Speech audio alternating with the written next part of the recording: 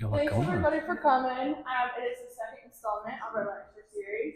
We're going to be covering the 1970s. Well, I won't be covering. Stuart will be covering the 1970s. But thanks for coming, and I'll let you. All right. Thanks so much, Babs. Well, again, thank you all for coming. Really appreciate you taking the time. My name is Stuart Hinds, and I serve as curator of special collections and archives over at the library at UMKC, which houses the Gay and Lesbian Archive of Mid-America, an initiative that we started in 2009 to collect queer history, essentially. And out of the material that we have collected over time, we've been able to reveal stories like the ones that we're sharing in this series. And what we're really focusing on in the series is activism over the course of 40 years. And like we talked about last time, after the Stonewall uprising in June of '69, what happened was the formation of a number of different groups, at that point centered in New York City. And over the course of the 70s, these groups tend to bubble up and disappear. And that's also what happened in Kansas City. A number of different organizations got started, they did their thing, and then they went away. And the decade itself really, when you consider activism during this period, it's kind of like today. Existence is resistance, because in the period immediately following the Stonewall uprising, being visibly present as a queer person was and is now too a political act. Not by choice, that has been imposed on this group of individuals by external forces, but because just being out in the world is a political act. For this period, we're looking at activism very broadly as a result. What happens here is that it's a period of a community that really is finding itself and taking steps to create opportunities to connect and engage. And so, again, doing that through the formation of different organizations, different institutions, as we will see. One of the first organizations that gets started in the early part of the decade was the Kansas City Women's Liberation Union. It was formed in 1970, and it, like many of the organizations of the period, it was a true union. It was a union of what we would now call special interest groups, what they called collectives. And so there was a collective that, and the collectives tended to focus on specific tasks or interests. So there was a collective that did the radio show that was on KCUR. There was a collective that did car repair. There was a collective that offered abortion counseling. And the biggest collective was the Lesbian collective. Eventually it became known as Lesbian Alliance. And it's in the pages of the newsletter that we see the evidence of the Lesbian collective, because they did most of the writing.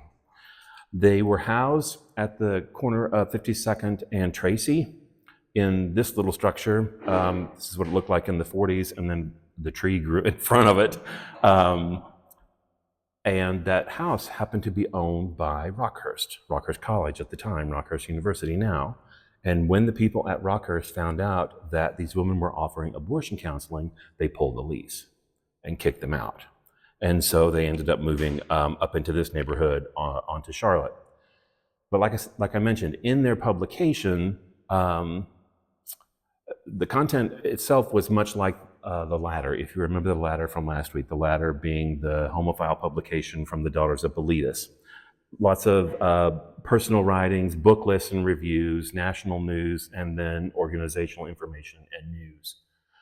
And it's in the pages of their publication that you see them working through issues of the organization, working through issues of feminism, the relationships between the various collectives, the activities that they're doing, and then engaging with the society at large. And eventually, they revised and refined their statement of principles. And I just want to read them to you because they're very indicative of the mindset of a number of these groups. Number one, women are oppressed as a group. The aim of the Kansas City Women's Liberation Union is to work as part of the struggle to end sexism. We cannot end sexism without bringing about revolutionary change in society. Women's liberation will not be achieved until all forms of domination are ended and all people are free.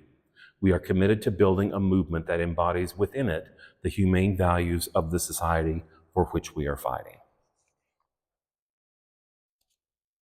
And so members of the Women's Liberation Union get involved in this endeavor, the New Earth Books and Records. New Earth was founded in October of 70 in a different location. This is on the northwest corner of 39th and Main. And it opened first as a radical bookstore, an alternative bookstore, a place where you could get really extreme left-wing publications and tracts and magazines. And in 73, the operation of the store was taken over by members of the Women's Liberation Union. And so they shift the focus a little bit to be much more centered on material around the feminist movement, the things that are of interest to the union, right? And including queer titles. And it also serves, they end up in this location in 1980. For several years before that, they were at 2 West 39th, which was 39th and Walnut. What happens in the store is that it becomes a quasi-community center. It was where you could encounter folks in the community randomly or in an organized way, because the store put on a number of different kinds of events and film showings, and talks about gardening and talks about cooking, and of course as a way to sell stuff from the store, but also it was a way to bring together people in what we would now call a safe space. This individual, this is Barbara Greer. I do a complete talk about Barbara Greer. She's just an amazing, amazing woman. And there wasn't room in the 60s talk to talk about Barbara Greer, even though she was very, very active during that decade. From 1957 to 1972, she wrote for the latter. She was based in Kansas City, and weirdly enough, she was partners with a woman named Helen Bennett. Helen Bennett had my job at the library at the University of Kansas City. And so I always refer to Barbara Greer as a sapphic bibliomaniac. She was obsessed, completely obsessed with lesbian literature and its production. She collected it, and she wanted to spread the word and spread the good word about lesbian literature. And that's what she did through her writings in the latter.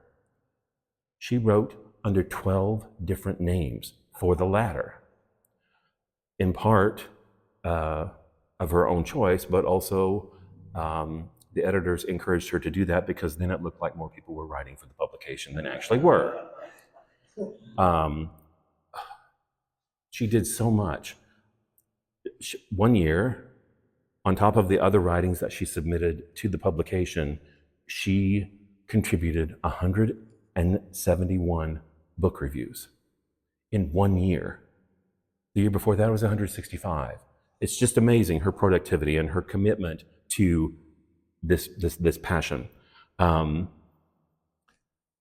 The next episode of People's History of Kansas City is going to be about Barbara Greer, and it's supposed to be released in the next couple of weeks, so listen for that. You'll learn much, much more about her. But for the purposes of this decade, once the latter ceased publication in 1972, she had left the woman who was the librarian and had taken up with this woman, Donna McBride. And Barbara and Donna and a couple of other women founded Naiad Press. And it was a press that was devoted exclusively to the publication of lesbian literature. And it was based in Weatherby Lake, which is outside of Kansas City. And it's an interesting story of the growth of a business and how bookselling worked in the 1970s for small presses, because what you had to do a lot of direct marketing, That was your only way, especially for queer literature, because bookstores like New Earth were springing up across the country. And so you had to connect with them directly in order to get them interested in what you were publishing. And so you created flyers, you created all sorts of things that you mailed out to people. This is a world of print. So everything was printed and then distributed. And ultimately, over the life of the press, they published just under 1,200 titles. The press, again, starts in 74, and they leave Kansas City in the early 80s to relocate to Tallahassee, Florida, because Donna got a job at a library down there. And then they ran NIAD out of Tallahassee until they retired in the early 2000s.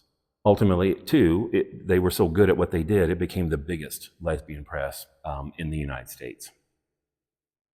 But while here in the 70s building this business, Barbara also did not neglect her commitment to direct activism. She was a frequent contact for members of the press. She actually gave a talk at UMKC in '79. And you'll note that the sponsor of the talk was the UMKC Gay Students Union. The Gay Students Union has a very interesting history. Students at the University of Missouri in Columbia wanted to start a chapter of gay liberation on their campus in 1971. And so they started that process and went through the chain of command on their campus to secure official recognition of the organization, because with official recognition comes money to do the programming that you want to do as a student group. All along that path, they were turned down. And of course, it moves at university speed, so it took about 2 years. By that point, students at UMKC had wanted to form their own group, and so they went through the same path on this campus and experienced the same rejection. So the two groups then approached the system administration. So there's campus administration, and then there's University of Missouri system administration. And the system administrators turned both groups down for all sorts of ugly reasons. The school was actually very ugly about it. And what you have to keep in mind is both of these groups were formed at a time when students who sought university-sanctioned counseling for any issues around homosexuality were expelled, and their transcripts were withheld from them. So it's no surprise that they were turned down by both campus and system administrators.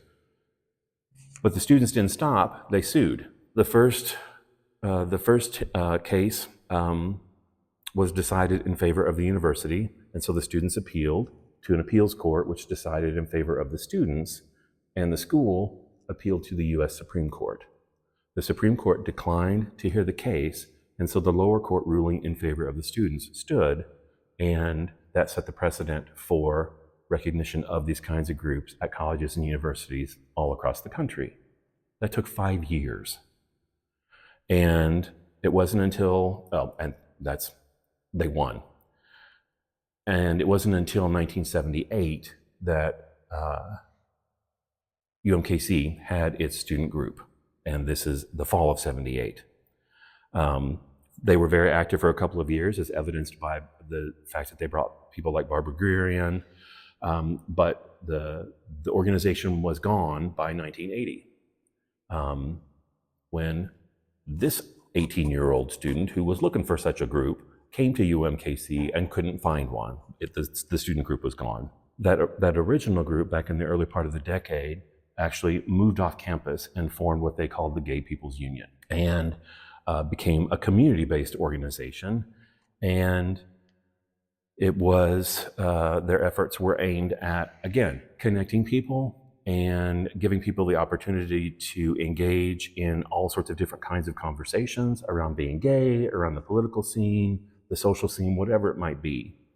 And they found it difficult to communicate about the work that they were doing and the programming that they were doing on a number of different levels. One of perhaps the most unexpected was a policy by Southwestern Bell, which was the telephone company at the time, the only telephone company.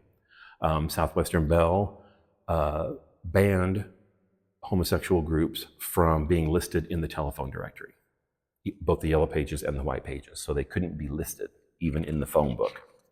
But that didn't stop them.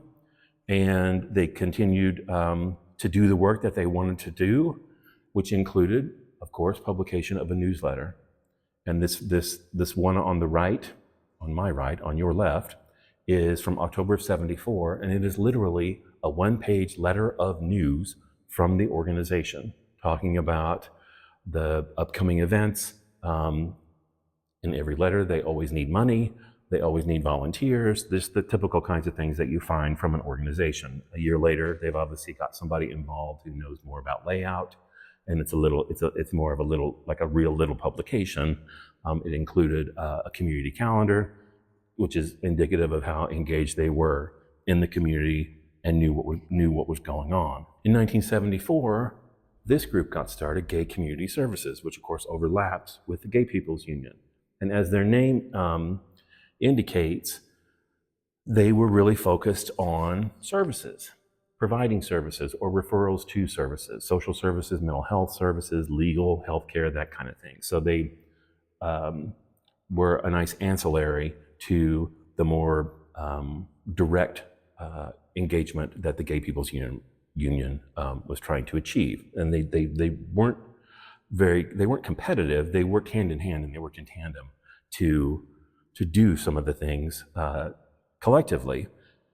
GPU, the Gay People's Union, folds in '75, and so the Gay Community Services takes on some more of that programming role. And this is a list of topics of some of the rap groups that they would hold on a regular basis, weekly rap group. And in their newsletter, you also see them demonstrating some sophistication around, again, trying to get community advertisers like the members of the Phoenix did. They did a better job.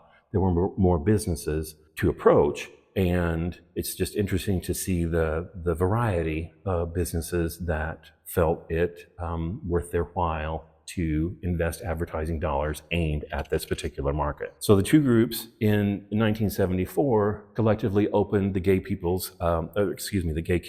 Community House in '74. It was Kansas City's second gay and lesbian community center, and it was located, as it says there, 3825 Virginia.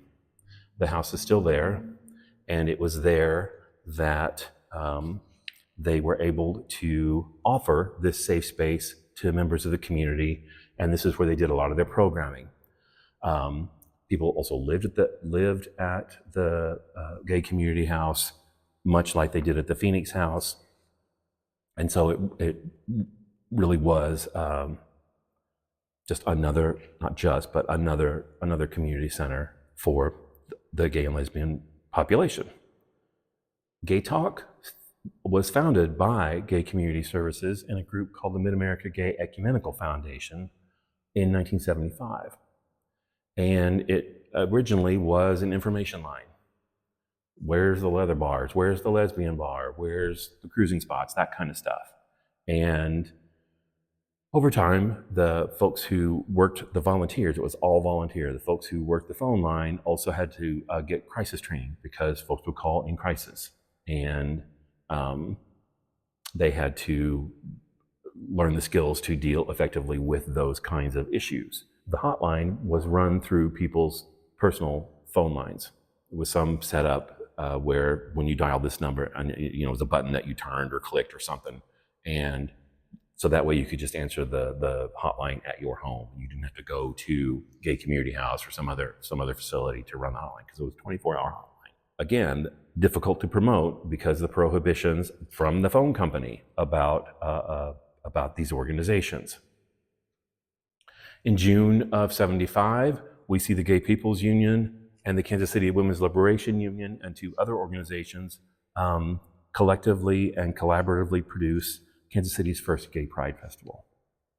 And so this is our 50th anniversary of a Pride Festival this year. It's so sweet. It was a weekend-long festival, and Friday night was a happy hour and some skits that were produced about what it meant to be gay, to be oppressed, to be liberated, with audience reaction and analysis.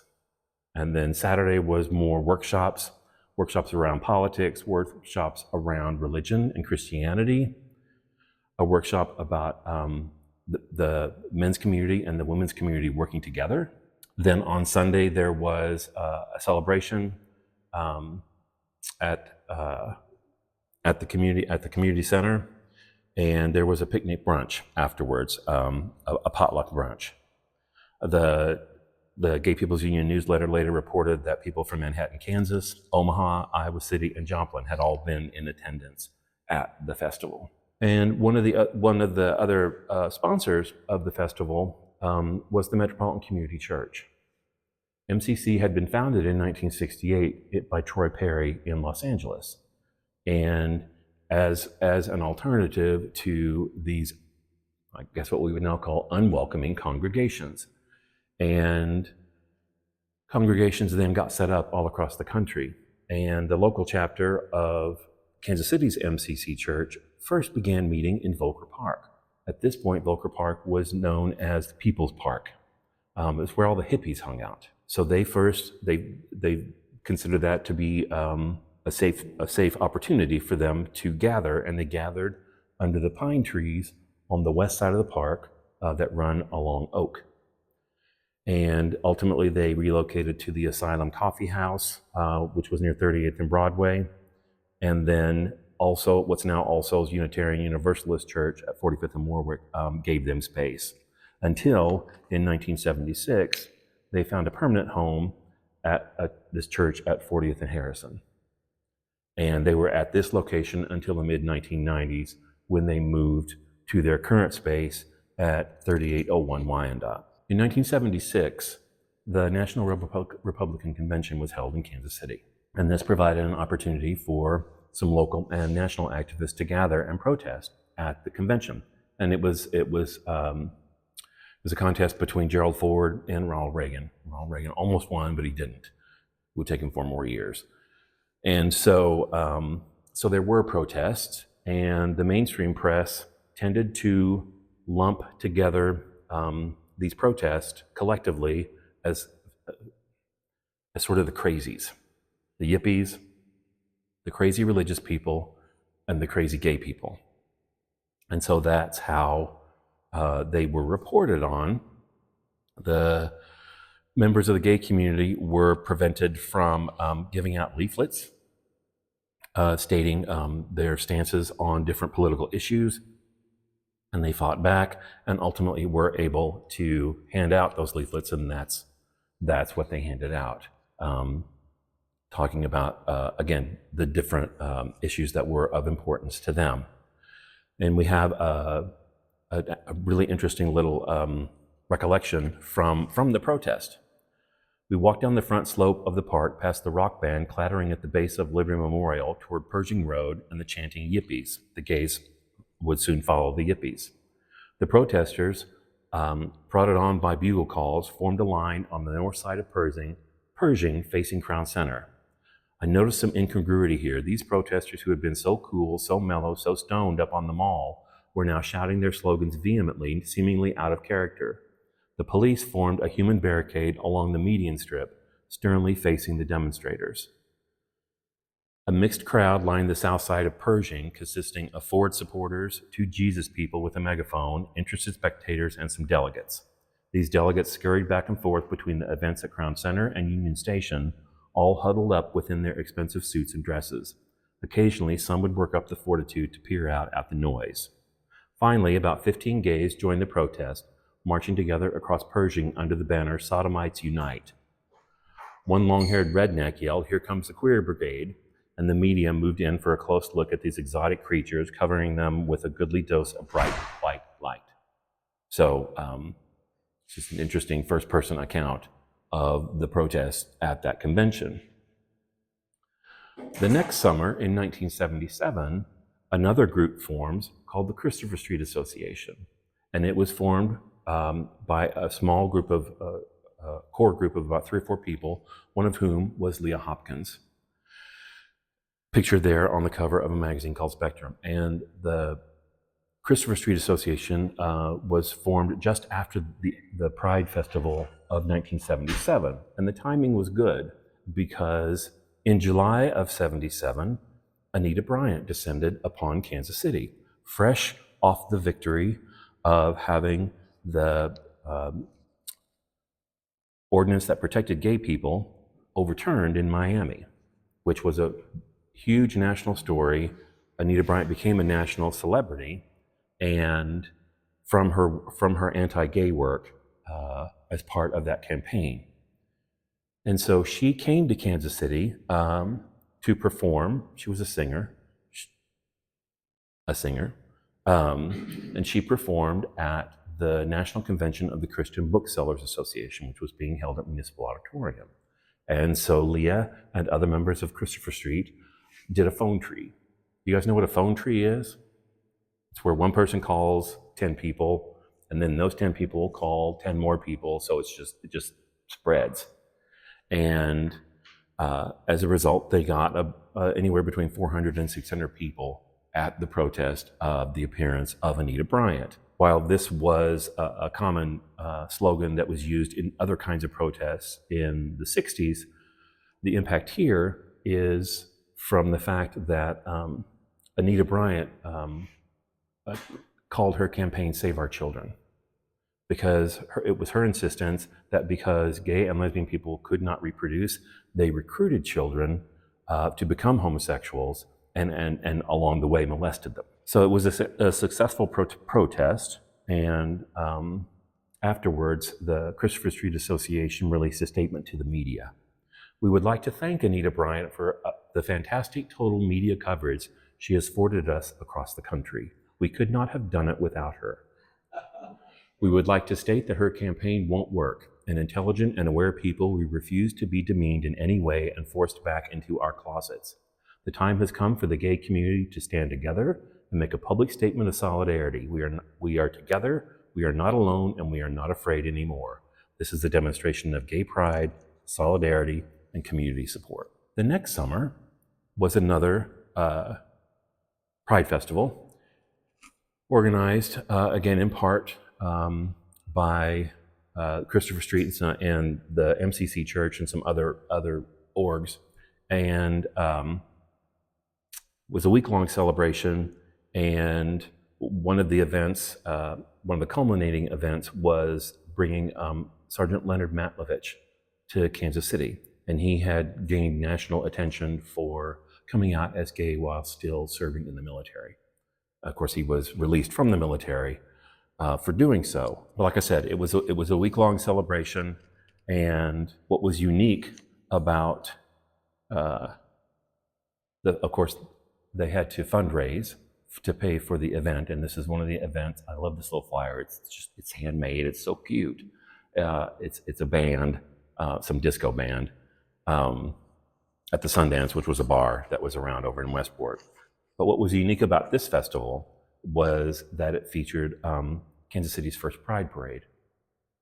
And the parade started at Liberty Memorial and went north along Grand to 11th Street, then west on 11th Street to Main, and then back down Main to the Memorial. So kind of a long walk. The parade itself was organized again by Leah Hopkins, and this is how she did it. This is how you had to organize things back in the days before computer. You had to do a little grid on a legal tablet and call all these bars and ask them what they're going to do. And we are told by Ms. Hopkins that she maybe fudged a little bit when one bar asked what another bar was giving, so that bar would then commit, and then she could go back to the first bar and say, okay, this bar has committed X number of dollars. Don't you want to commit X number of dollars? I mean, it's a brilliant strategy, and it worked. The next year's Pride Parade followed the same route, and these are images from that parade. It was another 3-day weekend, and the parade was held on Friday night. And again, up Grand to 11th and then back down to Liberty Memorial. And the Grand Marshal was Reverend Troy Perry, the founder of the MCC Church. And here he is in a carriage for which they couldn't get a horse. And so members of the organizing team sort of carried him along. And then as they got to the Main Street Hill, they had to push. And then they met for a rally at the base of Liberty Memorial, and that's looking to the south, and then that's the crowd on the steps of the memorial. The final day of the weekend's festivities included a hoedown out in Gardner off of I-35. And at the hoedown, there was disco music, and there was also a band, the Elk River Biscuits and Gravy Band, and again a DJ. And as it was reported, all the brew and victuals one could consume. It was reported to be a very raucous event out there in the sticks in Gardner. And of course, one of the other places that people went for shenanigans were bars. And these are two bars that lasted into the 70s that had gotten started in the 60s. And then this was one of the most popular bars that opened in 71. The Cabaret, which was located at 1014 Oak in downtown Kansas City, it was three different bars. There was a piano bar in the front, the main dance bar, the Cabaret, and then in the basement was Sappho's, the women's bar. And then these are some of the other bars that opened and some closed over the course of the decade. A number of them are located in the Westport area. All of them are either in downtown or midtown. But there were also a number of bars that opened in Kansas City, Kansas. You'll remember from last week's talk, we spent some time talking about the Jewel Box. The Jewel Box is still in existence as the decade turns, but it was an interesting evolution. Because the Jewel Box was so popular, again, the owners were making a lot of money. And so what they did was they opened up two clubs next door. The Cat Ballou, which was a burlesque club, and the Yum Yum Club, which was a strip club. The presence of those venues draws a very different crowd than the suburbanites who were coming into the Jewel Box. That, coupled with really a decline in the neighborhood, owing in part to intentional redlining and white flight, also owing in part to fear on the part primarily of white people of the neighborhood after the uprising that followed the assassination of Martin Luther King in 1968. Because of those changes to the neighborhood, the owners decided to move in 1972, and they relocated to this location. And this is just south of 31st and Main, where the Wendy's is now. That's where the second Jewel Box was. You know, it looks a little tawdrier, looks a little more run down, despite the fact that they infused the pink paint with glitter to try and spruce the place up. But they also, wisely or not, opened another strip club right next door called the Pink Garter Strip-O-Rama, which had the most beautiful sign. It was a pink building, and it was a grape purple sign, metal sign with pink neon. It was gorgeous. The club continues in this new location. It did draw some mainstream press over the life of its time there. This was a locally produced community interest publication that was out of Johnson County. It never sort of reached the level of attractiveness at the old location. You could see in that picture on the left, look at where the carpet meets the wall. It doesn't meet the wall very well. It's a decline in the quality of all aspects of the club. We've been told stories of the performers who, when their boyfriends showed up, would just jump off the stage and run off with the boyfriend, and they endured a lot more heckling and ugliness from the audience than they ever did over on Troost. And that sort of spilled over into the relationships between the performers. One story that we were told was there was a fight between a couple of queens in order for one got back at the other one by placing ground up glass in her face powder. So it was just a different environment. And the club lasts for, after the move in 72, it lasted for 10 years. It finally shut down in 1982 because all these other bars have opened up. They start to offer drag, and drag itself evolves pretty radically during this decade, primarily through the rise of an organized pageant circuit. And what the pageant circuit does is ups everybody's game. If you're competing against someone, you're going to do a better job performing, you're going to have better makeup, you're going to have better costumes. And by winning these titles, that enabled the performers then to perhaps command more money at the different venues that had opened up. But perhaps the most unexpected venue for drag was a field on a farm out south of Kansas City. Another organization that got started during this time was a group called the 10400 Club. It starts mid-decade, probably around 74, and it was a social club that did philanthropic stuff. They would raise money for Toys for Tots at Christmas, that kind of thing. They threw a lot of parties, and these parties, they called them pasture parties because they were at these rural locations. 10400 comes from the address of one of the rural locations. And that's all I know. I don't know the rest of the address. I'm so frustrated. They put these makeshift stages up out in the pasture and do these musical shows. They do drag shows. We have a film of one from 1976 that show big crowds of people, like 200-300 people, doing these really quintessential Midwestern things, like an egg toss. They would do sack races, just the typical things that you would do at a picnic. By the time we get to the end of the decade, there's enough of a visible community that other types of businesses beyond bars and entertainment venues start to spring up to meet the perceived needs of the queer community in Kansas City, and one of which was an organization called Willow Productions. Because what Willow did, starting in 1977, they booked all sorts of primarily queer music acts in Kansas City they were touring. One of the things that was happening nationally after Stonewall was this idea in the lesbian community of lesbian separatism, separating from the patriarchy, and doing that in all aspects of life, from domestic life and daily living to the production of cultural output, like books, like Naiad Press, or music. There were all sorts of music labels that got started that offered what they called women's music. And it was in the lyrics of women's music that a lot of the ideas around lesbian feminism and other lesbian issues were expressed. And so these women tended to be very popular singers in the lesbian community, and Willow got started to meet that need and book those acts here in town. And Willow Productions lasted through COVID. COVID killed Willow, essentially. And of course, up to this point, most of the communication within the community was tied to an organization, either Christopher Street's newsletter or the GPU newsletter, Gay Community Services, the Women's Liberation Union, whatever it was.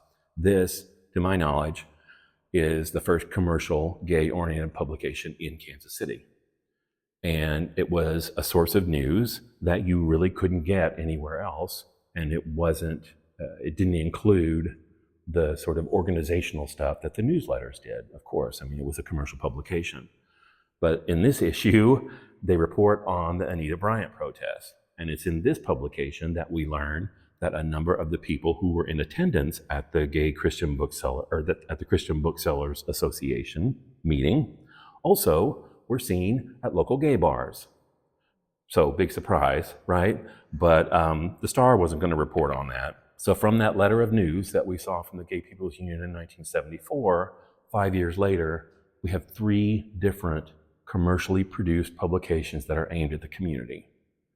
And that, to me, just speaks volumes about the growth of the community and the strides that it has made, that there are these publications that, first of all, decided to launch, that sold advertising, all of them, that's how they paid the bills, and were produced. And finally, in the last year of the decade, the community gets some good coverage in mainstream press. For you young people, Star Magazine was a magazine supplement in the Sunday newspaper. Everyone, I'm sorry? Everyone got the Sunday newspaper, everyone. And so whatever was in the Star Magazine was consumed by literally hundreds of thousands of readers.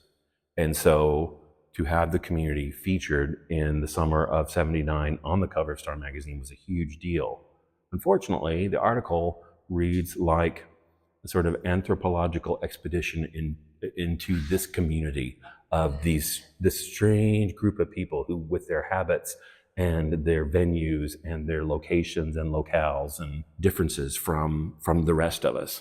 So in that respect, it wasn't perhaps as ideal as it might as we might have wanted, but nonetheless, it did expose the community to a wide range of people who had never encountered them before, and that exposure will continue as we move on in a very different way into the next decade. And so with that, I'd be happy to answer any questions that you might have.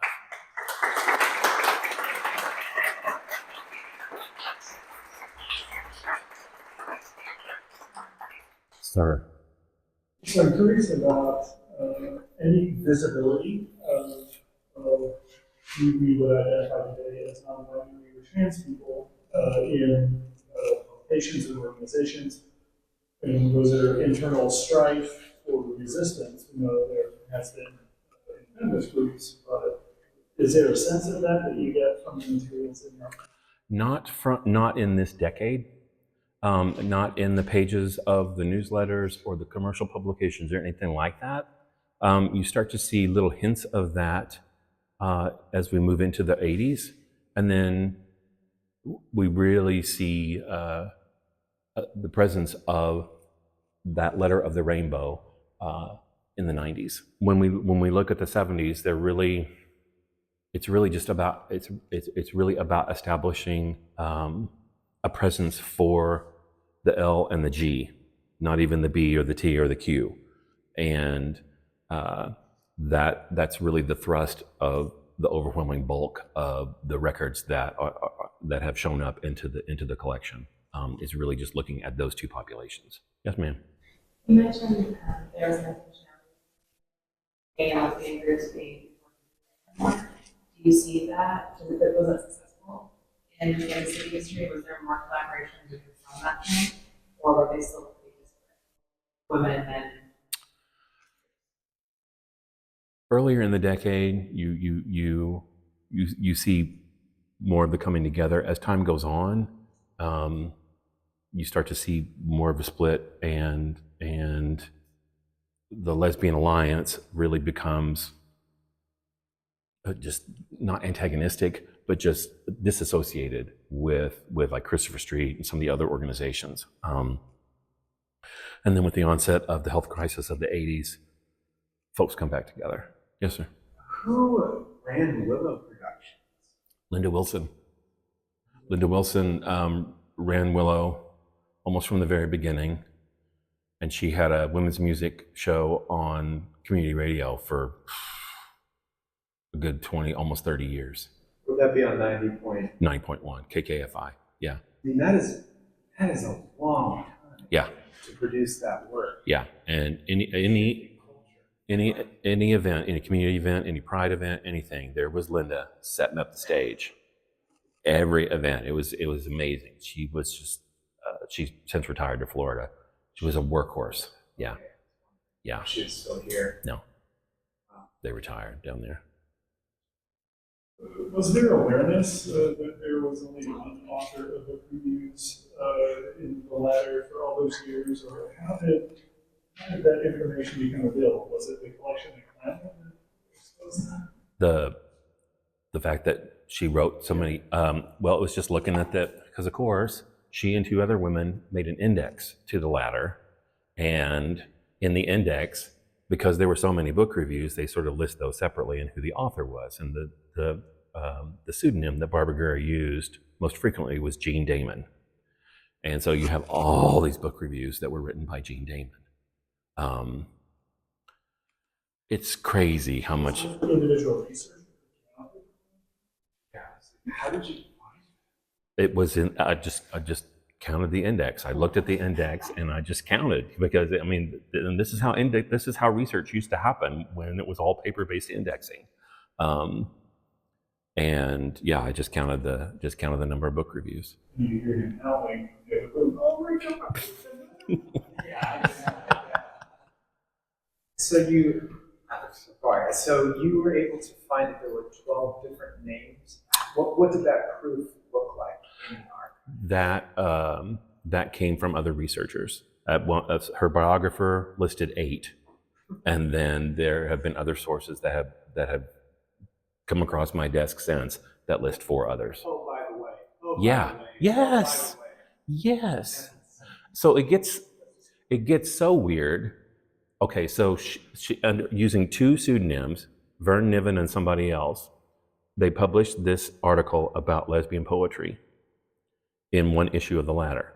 And then they get a letter to the magazine from a well-known lesbian author sort of critiquing this article about lesbian poetry. And so the response to the letter is from the 2 authors saying, oh, well, we don't really know. We're not really sure about that. So we're going to bounce this over to our book editor, Jean Damon, who is the same person. It's absurd. So, it's crazy. So, yeah, if you get a chance, because the young woman who was producing the People's History on Barbara Greer got really, really into it. We had some really fun conversations, so I think she'll do a great job on it. Is there a location where we see all these publications? Is it digitized or? Some of the issues of the Ladder have been digitized. We have not digitized them. But the Gay and Lesbian Archive is housed at the library at UMKC, and that's a perfect segue because I always forget to do this. On July 19th, which is a Saturday at 2 o'clock, we are offering a tour. We do a tour of the archive. And what I do is I pull a bunch of stuff from the collection and arrange it by theme. And then we just kind of go around and contextualize it for attendees. And then we just get to engage with the stuff. It's one thing for me to talk about the stuff. It's another to actually come and hold it and read it and look at it. Yeah. So yes, July 19th at 2 o'clock.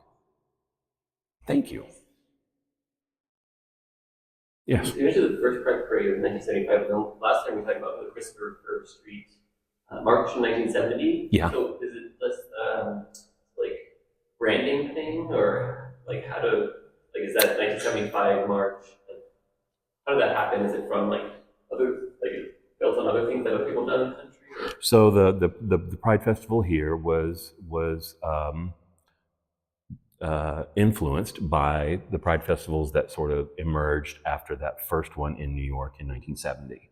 And so other cities started having them. And so people here, once they had the community center and the organization, enough organization, then they decided, oh, well, it's our time to have our own festival here. And then given the success of the first one, it just sort of was replicated year after year. And of course, Christopher Street Association just draws their name from the street in Greenwich Village where Stonewall was, just as a reference to that location. Yeah. Mm-hmm. I am very intrigued by the 10 and also the Gardner Hoedown. What part of the country south of KC? Where did the attendees come from? Did they come from rural parts of the Missouri? I have no records on the 10-400 Club. We have images of some of the events, and I was refreshing my memory, and some of the images are listed as being in Holt, Missouri, or on a farm, and then some of the images are on a farm west of Shawnee, Kansas. So, and it's, for some reason, it's in my head. Somebody may have told me over the past 16 years that 10-400 referred to 10-400 homes, because at that point it would have been the country in 1974 or 75. But I'm not absolutely certain. I know I wish I had more information about 10-400 Club because I think it's really interesting. The film came from So the guy who gave us the images of the people outside the bars in the 60s, it came from a friend of his. And it's 8mm film. I don't know how he got it. It was probably in the home of a woman named Adrienne Ames, who lived over on across the street from the Jewel Box. And that's where the slides came from, that those images came from. And I think these films came from there as well. We haven't done anything really publicly with the films. We've digitized them, and the soundtrack is lost because audio tends to be the first thing that goes on film. But for privacy reasons, we haven't made them available online or anything, simply because you can identify people, and we don't know if they were out. This wasn't a public event. This was a private party. It's not like pictures at a bar. So yeah, I honestly don't know where this young man got the film, but they're amazing. Yeah, it is amazing. One more question. What about the Gardner Hoedown? Who hosted that? And how did they organize it? It was hosted by Club Baths. Club Baths was a national chain, and there was a location here in Kansas City, and they hosted the hoedown, and paid for the beer and paid for the food, and it was just part of the Pride Festival.